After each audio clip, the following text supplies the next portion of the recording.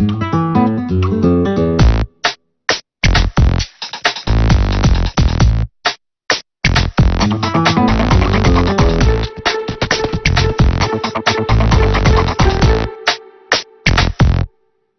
téléspectateurs, bienvenue à votre débat. Aujourd'hui, nous nous retrouvons avec deux anciens chercheurs pour parler de système LND qui fait déjà son bonhomme du chemin. Il y a de cela quelques années, j'ai l'honneur de recevoir sur ce plateau Dr Guirayo Jérémy, qui est le président de SYNEX. Bonjour docteur. Bien, bonjour. Bienvenue. Merci. Voilà, j'ai aussi l'honneur de recevoir Dr Djonko Mondoui, qui est le directeur de l'enseignement supérieur au ministère de l'enseignement supérieur, de la recherche et de l'innovation. Bonjour, bienvenue. Bonjour. Voilà. Alors avec vous, nous allons parler et discuter sur la thématique liée au système LND, qui est la licence master et doctorat. Vous êtes les personnes les mieux indiquées pour nous parler de ce système sur ce plateau. Je vais commencer d'abord par Dr Guirayo. Dites-nous d'abord, c'est quoi même le système LMD? Le système LMD, c'est une forme de réforme engagée au niveau de l'enseignement supérieur en vue d'adapter en quelque sorte le système à l'international. Et donc au sein de ce système, nous avons en quelque sorte, par rapport à l'ancien système, nous avons la licence, le master et le doctorat. À l'ancien système, nous avons le DSS, le DEUG, etc. Et au niveau de licence, au niveau de LMD, nous avons licence, master et doctorat. Maintenant, ce système s'appuie surtout sur le problème des unités d'enseignement, sur le problème des crédits au niveau des unités d'enseignement, par rapport au système modulaire qui existait avant. Et ça permet, l'avantage, c'est surtout la mobilité des étudiants. Donc c'est une réforme qui a commencé, disons, dans d'autres pays. En France, ça a eu lieu vers les années 2002, si je ne me trompe pas. Et durant le parcours, jusqu'en 2011, que ce système-là a pu, disons, plus ou moins s'adapter. Maintenant, au niveau de la licence, nous avons deux sortes de licences. Il y a la licence académique et la licence professionnelle. Je pense que le directeur est là, il va me compléter. La licence académique, c'est en vue de former les étudiants dans le système de recherche. Maintenant, la licence professionnelle, on les oriente plus dans le domaine de la professionnalisation. À la suite de ce que vient de dire donc mon collègue, le président du SYNEX, je dois aussi rappeler que le LMD est un système de formation donc, qui comporte 3 grades, à savoir le L, donc licence, un master, et le D, c'est le doctorat. Mais ce système de formation, en réalité, est organisé en semestre et en unité d'enseignement. Et le contenu de ces semestres et d'unités d'enseignement sont eux-mêmes déclinés donc en parcours. Et ça veut dire que avec ce système que nous avons adopté, alors cela implique donc un changement. Et c'est ça la particularité du système LMD. C'est que fondamentalement, avec ce nouveau système, qui est, je dirais même, radicalement différent de l'ancien système modulaire, comme le président l'a si bien souligné, nous devrions donc changer complètement nos logiciels. Tant les étudiants que les enseignants doivent changer leur mode d'enseigner. D'où l'expression enseigner autrement. Ça veut dire quoi? Enseigner autrement veut dire qu'avec le nouveau système LMD que nous avons adopté, désormais, les enseignants sont obligés donc de faire mention, donc d'utiliser des outils nouveaux. Donc ces outils sont par exemple les PowerPoint, ces exemples sont les MOOC. Donc faire usage de tous ces outils, premièrement, et aussi les enseignants doivent évaluer autrement. C'est-à-dire qu'avec le système LMD, l'idée n'est plus seulement quand on évalue, c'est-à-dire on organise les examens, ce n'est plus seulement pour sanctionner les étudiants. Pourquoi le système LMD au Tchad selon vous? Pourquoi le système LMD? Ce que je serais tenté de vous dire que c'est par mimétisme. Mais attention. On ne peut pas dire que l'ancien système ne marche pas? Oui, en fait c'est plus que ça. En fait quand je dis par mimétisme, c'est juste un jeu de mots. Mais au fond, fondamentalement, peut-être que pour vos téléspectateurs, nous devons leur rappeler que le LMD en réalité n'est pas totalement un système nouveau. C'est un système qui est à court dans d'autres pays. notamment les pays anglo-saxons et les pays anglophones. Et même voire lusophones. Certains pays lusophones ont adopté déjà ce système depuis des lustres. Simplement, le système LMD, disons que le déclencheur chez nous, c'est quoi? C'est venu donc de ce qu'on a appelé le processus de Bologne. Ce que à la fin des années 90 et au début des années 2000, donc les pays européens qui, comme vous le savez, ont adopté ce qu'on appelle la communauté économique, ont décidé, se sont dit, nous avons une économie commune, un marché commun, mais il nous faudrait aussi un espace de l'enseignement commun. Parce que, en fait, en réalité, les Européens circulent avec la Commission européenne. Néanmoins, et l'Union européenne, je veux dire, néanmoins, ce qu'ils ont constaté, c'est que quand quelqu'un va pour faire un travail dans un pays, évidemment, on regarde ses diplômes. Et on se rend compte que ce n'est pas tout à fait le même parcours. D'où l'idée des Européens de changer. Donc, eux, ils ont pris la décision dans les années de 1990. Et en 2000, ils ont décidé donc d'avoir une certaine lisibilité dans les diplômes. Parce qu'avant, voilà, les diplômes, comme vous le savez, dans les pays francophones surtout, c'est que vous avez le DEUG 1, DEUG 2, licence, maîtrise, 2SS, 2IA, et donc tout ça. C'était un peu compliqué. Donc, les Européens ont décidé de changer et d'adopter les 3 grades LMD. Et je réponds maintenant directement à votre question, c'est que les Européens ont décidé de le faire, et comme vous le savez, nous, les pays francophones, les anciennes colonies de la France, notre système d'enseignement était arrimé jusqu'au début des années 2000 à celui de la France. Et donc, comme la France a décidé elle-même d'abandonner le système, nous nous sommes réveillés, on s'est dit, mais tiens, on ne va pas rester avec ce système-là, étant donné, alors on sera pratiquement les seuls au monde. Les Chinois l'ont adopté, les Américains l'ont adopté, les pays anglophones, la plupart l'ont adopté, et donc on sera un îlot de pays francophones à avoir un système qui sera pratiquement, disons, ne sera pas reconnu dans la plupart des pays du monde. D'où l'idée maintenant de le faire. Et ensuite, il faut dire que, donc chronologiquement, pour permettre à vos éditeurs de mieux suivre, je vais très brièvement les rappeler, ce que devant cette situation, c'est l'Union africaine qui est entrée en jeu, en demandant aux pays d'adopter le système LMD. Après l'Union africaine à travers le NEPAD, et ensuite, il y a eu, vous savez que nous appartenons à ce qu'on appelle le CAMES, donc l'espace francophone, donc d'évaluation et d'accréditation. Finalement, cet espace aussi a dit à ces pays, maintenant, abandonnez le système que vous avez jusqu'à présent, adoptez le système LMD, parce que c'est ça qui est l'avenir. Et en 2006, dans le cadre de la CEMAC, nous avons donc adopté ce qu'on appelle une directive de la CEMAC, directive numéro 1 de 2006, qui invite clairement tous les États membres de la CEMAC à adopter le système LMD. Et c'est ainsi que, à partir de cette directive de 2006, au Tchad, nous, le président de la République, a pris un décret en 2006 également, donc pour décliner maintenant notre vision du système LMD au Tchad.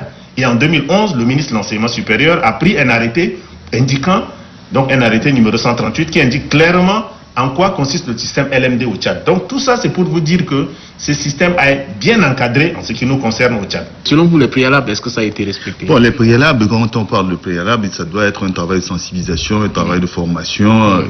En vue, il faut organiser des ateliers et autres pour que les anciens chercheurs supérieurs, pour que les étudiants puissent s'approprier du système. Je pense qu'il y a eu ce travail qui a été fait au niveau du ministère, mais ce travail ne s'est pas élargi. Voilà pourquoi il n'y a pas tellement d'harmonie entre l'application du système LMD dans nos sessions. Il y a des enseignants qui maîtrisent, il y a d'autres qui ne maîtrisent pas, il y a les étudiants qui ne savent rien du tout. Alors le ministère a un travail à faire et je pense que le ministère est en train de faire ce travail-là pour que, même en France, hein, je disais tantôt que en 2002, il faut attendre 2011 et 2011 jusqu'à 2011, certaines institutions n'ont pas encore appliqué totalement le système LMD. Donc pour notre pays, vous voyez comme c'est le pays avec tout ce qu'on a eu à connaître comme les effets et tout ça. Et c'est maintenant qu'on vient d'avoir aussi l'école doctorale. Je pense que le ministère va s'atteler sur ce point-là pour essayer d'harmoniser en quelque sorte, amener les enseignants à s'approprier le système LMD. D'accord. Alors, je vais poser la question plutôt à Dr Dionko. Depuis son instauration, qu'est-ce qu'on peut retenir, par exemple, par rapport à l'évolution de ce système? Depuis 2011, si vous voulez. Depuis 2011, c'est-à-dire depuis qu'il y a eu cet arrêté qui détermine donc les modalités. Ouais. Mais je dirais que beaucoup de choses ont changé en termes, je dirais, d'avantages pour les étudiants. Puisque comme nous le disions tout à l'heure, dans la manière d'enseigner déjà, il y a des choses qui changent dans la mesure où désormais, peut-être que vous vous êtes rendu compte de cela, mais on exige que l'enseignant remette au préalable son cours aux étudiants. L'étudiant dispose déjà du cours avec lui et l'enseignant vient. Donc ce qui suppose que c'est ça. Et aussi, il y a ce qu'on appelle le travail personnel de l'étudiant. L'étudiant est au centre de sa formation parce qu'on suppose que quelqu'un qui a déjà le bac ne doit pas être traité comme un enfant. C'est-à-dire que la relation n'est plus de type vertical, mais c'est de type horizontal maintenant. On donne les moyens aux étudiants et à eux de se prendre en charge en réalité, si vous voulez. Et aussi, ce qui a changé, c'est que désormais nos étudiants peuvent se déplacer de plus en plus. Ils n'ont plus beaucoup de problèmes, si vous me permettez. C'est-à-dire qu'un étudiant tchadien aujourd'hui peut aller aux États-Unis facilement, étant donné que nous lui délivrons même ce qu'on appelle des annexes ou des suppléments de diplômes. Donc, qui indique clairement, donc il y a une certaine lisibilité dans nos diplômes. En même temps, ce qui a changé, c'est que désormais nos étudiants, en fait, dans les parcours qu'on leur propose, l'accent est mis sur la professionnalisation. C'est pour ça que vous voyez, on ne parle plus d'enseignement, on parle plus de formation.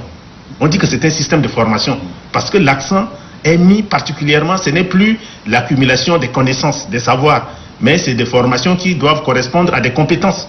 Donc, d'où, comme vous l'avez vu, on a parlé de ZUE, de ce qu'on appelle les unités d'enseignement. Et ces unités d'enseignement telles qu'elles sont structurées permettent donc désormais à nos étudiants d'avoir disons, un état d'esprit beaucoup plus large. Parce qu'on leur permet, vous savez, aujourd'hui, avant, ça ne se faisait pas. Avec, par exemple, on dit qu'il y a les unités d'enseignement fondamental, unités d'enseignement optionnel, unités d'enseignement transversal, mais il y a aussi ce qu'on appelle unité d'enseignement libre. Quel que soit ce que vous faites, je suis étudiant en médecine, je suis étudiant en droit, je peux désormais prendre des cours de musique. Je peux désormais aller prendre des cours de médecine, de trucs traditionnels, de faire de sport, et cela est comptabilisé. Et encore, ce qui a changé, je vous le dirai, ça serait maintenant la capitalisation. C'est-à-dire que tout ce que vous avez valorisé, tout ce que vous avez validé, est considéré désormais comme un acquis. C'est-à-dire que vous pouvez arrêter les cours, aller et reprendre 2 ans, 3 ans, 4 ans après, comme vous voulez. On a parlé de semestrialisation. Vous voyez, donc c'est capitalisable et c'est devenu un acquis pour vous. Donc vous voyez, il y a beaucoup de choses. D'accord. Tout de suite, le docteur Guirayo a également fait mention de la licence professionnelle et licence académique. Est-ce que vous pouvez encore plus expliquer pour qu'on puisse comprendre? En fait, c'est ça. C'est que ça rentre dans le système de parcours, en fait. C'est à l'étudiant de choisir ce qu'il veut. Vous savez, avant, on vous disait, vous vous inscrivez à la fac et vous suivez ce qu'on vous propose. Vous n'avez plus le choix. Aujourd'hui, l'étudiant, c'est comme un marché de connaissances. Il vient, il choisit. Je veux faire ça, ça, non, ça, je n'en veux pas. Non, je prends celui-là. Et donc, c'est lui qui construit son parcours. Et donc, on a dit, il peut avoir donc un parcours professionnel, purement professionnel, c'est-à-dire axé sur l'emploi, de sorte que dès qu'il finit, il puisse travailler. Et de l'autre côté, il peut avoir un parcours académique, c'est-à-dire que celui-là est formé pour continuer au-delà du master. Une fois qu'il a le master, alors il doit encore s'inscrire à nouveau. Vous voyez la différence que vous disiez tout à l'heure. C'est qu'avant, quand vous finissiez, par exemple avec la licence, automatiquement vous êtes admis en maîtrise. Non, ce n'est plus le cas aujourd'hui. Vous finissez en licence, ça veut dire que vous avez fini. Les enseignements sont organisés de sorte que quand vous avez fini avec la licence, normalement, vous devez travailler déjà. Vous voyez, c'est ça la différence avec l'ancien. Vous devez travailler. Maintenant, si vous voulez continuer, vous postulez comme un nouveau étudiant. Ce n'est plus une obligation pour... une autre étape. Donc, voilà, une autre étape. Et vous voyez un peu ce que cela implique. D'accord. Alors, docteur Guirayo, nous sommes aujourd'hui à l'ère de l'économie du savoir. Oui. Pensez-vous que le système LM2 entre dans la droite ligne par rapport à cette économie de savoir et surtout pour un pays, le Tchad? Oui, je pense que c'est un système mondial. Et si les autres pays sont appropriés ce système-là, c'est que le Tchad aussi doit, dans le sens de l'économie du savoir, adhérer en quelque sorte. Nous ne devons pas, comme le disait tout à l'heure le DG, nous ne devons pas rester à la marge en quelque sorte de ce système-là. Voilà pourquoi, au niveau du Tchad aussi, nous sommes lancés dans le système LMD. avec la semestrialisation. La licence est 6 semestres, 6 semestres je crois, ça fait 2, donc ça fait 3 années. Et au niveau du master et les doctorats, c'est bac plus 8, bac plus 5 et bac plus 3. Donc licence, master, doctorat, c'est le problème de grade. Donc c'est au niveau mondial, les gens se sont appropriés, au niveau national aussi, ça fait partie de l'économie du savoir. Alors, je vous pose encore une autre question. Oui. Pensez-vous qu'actuellement, les enseignants, vous êtes enseignants, les enseignants se sont appropriés de ce système? Est-ce que les enseignants ont compris le système en tant que tel et encore les étudiants? Je disais tout à l'heure qu'il y a certains enseignants qui connaissent bien le système LMD, mais d'autres ne maîtrisent pas ce système. Et là, le ministère a un travail, je disais, un travail de sensibilisation, de formation pour que tous les enseignants puissent en quelque sorte s'approprier ce système-là. Les étudiants, il y a d'autres étudiants. Si je dis qu'il y a une partie des enseignants qui ne maîtrisent pas le système, c'est qu'il y a une partie aussi des étudiants qui ne maîtrisent pas ce système-là. Docteur Dionko, comment le ministère entend vulgariser ce système pour faire une large, en fait, pour une bonne connaissance pour l'applicabilité? Oui, en fait, c'est tout le challenge pour le ministère de l'enseignement supérieur. Vous devez savoir que ce système, nous l'avons commencé fondamentalement à l'appliquer, d'abord dans certaines facultés et à partir de l'université de N'Djamena, dans les années 2006-2007. Et ensuite, ça s'est généralisé, mais seulement on s'est rendu compte que, donc à l'épreuve, qu'en réalité, le système n'est pas compris de la même manière dans toutes les universités. D'où l'idée pour le ministère de l'enseignement supérieur maintenant. Depuis l'année dernière, le ministère a engagé ce qu'on appelle le processus d'harmonisation du système LMD. Parce qu'on s'est rendu compte qu'il y a des disparités dans les universités. C'est vrai, il ne s'agit pas d'une uniformisation, mais d'une harmonisation. Ça veut dire qu'il y a des marges quand même pour les universités. Mais sauf qu'on a constaté, après plus de 10 ans, qu'il y a des universités en fait qui ont gardé certaines pratiques aberrantes qui n'ont rien à voir avec le LMD, parce qu'il y a eu une évaluation qui a été faite et cela nous a permis de le faire. Donc c'est pour ça que nous avons engagé déjà le processus dans un processus participatif en fait, avec tous les responsables des universités.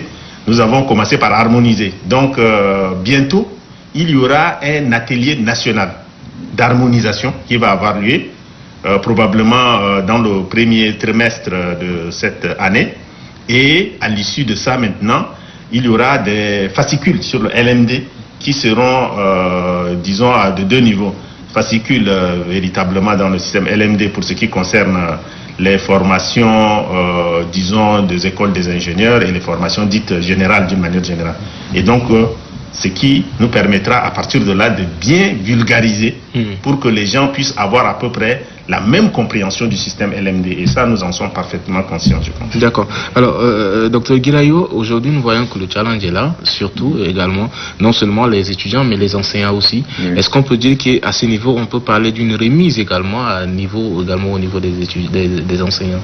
La remise d'un niveau consiste à élaborer en quelque sorte, comme le disait tout à l'heure le directeur, élaborer en quelque sorte des fascicules et à amener à faire des ateliers pour qu'on puisse comprendre le système LMD et l'appliquer, harmoniser, afin que ça soit appliqué dans toutes les institutions supérieures du Tchad. Parce que ça, si nous voyons, ça s'applique mais d'une manière disparate. Ça s'applique d'une manière disparate. Vous prenez l'université de N'Djamena, même au sein de l'université de N'Djamena, dans les facultés, le système n'est pas appliqué de la même manière. Donc le ministère a un travail. Alors pourquoi, je vais poser la question au directeur, pourquoi c'est pas appliqué au même niveau dans toutes les facultés, selon ce que c'est pas appliqué parce que chacun a fait sa lecture du système LMD. Ouais, effectivement. Sa lecture. En principe, c'est vrai qu'au début, les établissements ont été accompagnés dans la mise en œuvre, mais c'était pas assez. Vous voyez? Parce que normalement, il y a en quelque sorte des préalables pour la mise en œuvre. On a essayé, mais avec les contraintes budgétaires qui sont les nôtres, nous n'avons pas pu les optimiser. Par exemple, il doit y avoir au sein de chaque université, chaque établissement d'enseignement supérieur, ce qu'on appelle des cellules LMD. Malheureusement, on n'a pas mis ces cellules-là dans toutes nos institutions d'enseignement supérieur. Il y en a dans certaines, pas dans d'autres. Et puis en plus, on a dit, on doit nommer ce qu'on appelle les conseillers académiques pour accompagner les étudiants. D'abord, l'étudiant, quand il arrive dès qu'il est recruté en première année, il doit avoir à sa disposition un système d'information. C'est-à-dire qu'il y a un bureau, normalement, qui doit exister, où il vient expliquer son parcours. Parce qu'on suppose que quand, avec le nouveau système, on a mis l'accent, nous l'avons dit, sur la professionnalisation. Donc quand l'étudiant arrive, il a déjà un projet. Il entre avec un projet déjà. Moi, voilà ce que je voulais devenir. Donc il y a des gens, des conseillers d'orientation qui vont l'aider. Ensuite, une fois qu'il est inscrit, il y a ce qu'on appelle les conseillers pédagogiques. Et ensuite, parfois, quand il exprime, on se rend compte que cet étudiant a telle ou telle lacune. Il y a normalement des trucs, des cours de mise à niveau qu'on doit proposer déjà, qui sont en dehors des yeux, carrément pour aider l'étudiant. On s'est rendu compte que vous venez de l'université, c'est pas moi, d'Ati, vous voulez vous inscrire ici, nous nous sommes rendus compte que vous avez telle ou telle lacune, donc vous allez suivre parallèlement ça. Donc c'est des aides seulement qu'on vous donne, avec un coaching, et cela vous permet de faire. Donc tout ça, on l'a fait, mais je dirais à moitié, ce n'est pas assez, et c'est ce qui exprime, et puis en plus, chacun a pris des trucs, les manuels LMD à leur disposition, chacun a fait sa lecture, et parfois c'était des lectures erronées, donc ce qui a créé parfois des aberrations, où vous avez par exemple, comme le président le disait tout à l'heure, au sein d'une même institution, certains étudiants, disons, reprennent avec une moyenne de 9, alors que d'autres passent, ainsi de suite. Donc ça, c'est des aberrations, et c'est ce qui avait justement poussé le ministère à engager l'actuel processus d'harmonisation. Encore plus des formations et avoir ces personnes. Absolument. Les formations dans le système pour la réussite d'un bon système LMD, je dirais qu'il y en a à tous les étages. C'est-à-dire que non seulement les enseignants doivent être formés à ce nouveau système, comme vous l'avez dit, enseigner autrement, les étudiants étudier autrement, l'administration, jusqu'au secrétariat. C'est-à-dire qu'aujourd'hui, comme on a dit, il y a le parcours. Ce n'est plus l'ancien système de scolarité. Donc il faut former tout ce monde-là pour qu'ils comprennent comment on doit gérer la scolarité en amont et en aval.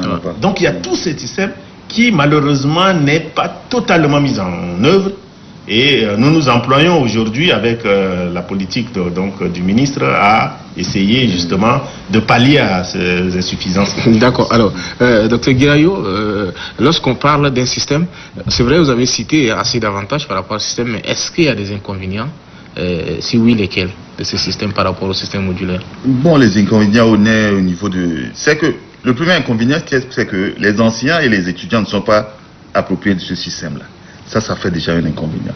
C'est dans l'application, il faudrait qu'on comprenne la chose et qu'on applique objectivement. C'est ce qui ne se fait pas, donc c'est déjà un handicap. Maintenant, je ne sais pas, en dehors, si on s'approprie, je pense que ça serait nécessaire pour... D'accord. Docteur Dionko, est-ce qu'il y a des inconvénients à ce système? Bon, en fait, tout système comporte des inconvénients. Mais dans le cadre du système LMD, je serais tenté de parler plutôt des contraintes. C'est-à-dire, il y a plus de contraintes. Je ne dirais pas des inconvénients en tant que tel, mais c'est des contraintes. Et c'est ce que nous avons cité. On a dit qu'il faut enseigner autrement, il faut gérer la scolarité autrement. Est-ce qu'aujourd'hui, nous sommes en train de gérer véritablement la scolarité d'une manière, disons, qui puisse optimale, conformément aux règles du système LMD? Pas véritablement.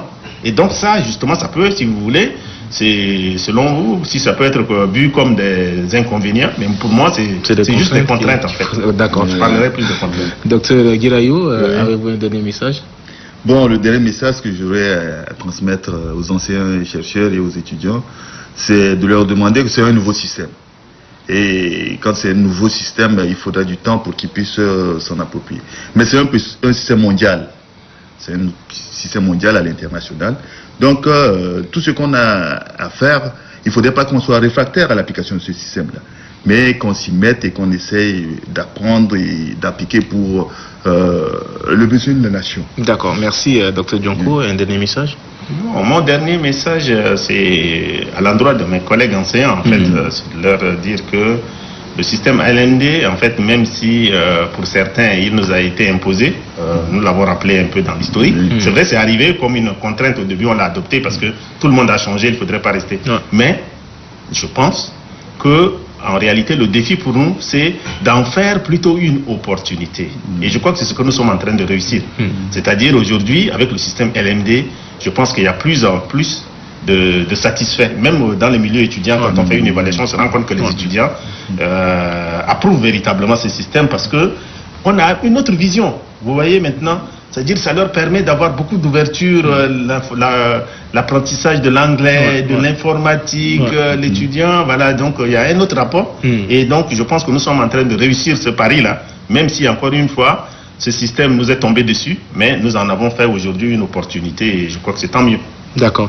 Alors, merci d'être passé. Merci. Il faut rappeler que nous avons reçu sur ce plateau deux anciens chercheurs, Dr Guirayo Jérémy, qui est le président du SINEX. Merci d'être passé. Merci. Voilà, nous avons aussi Dr Djonko Mandoué, qui est le directeur de l'enseignement supérieur au ministère de l'enseignement supérieur, de la recherche et de l'innovation. Merci d'être passé. Merci beaucoup. Merci. Restez en compagnie de nos programmes. Au revoir et à la prochaine.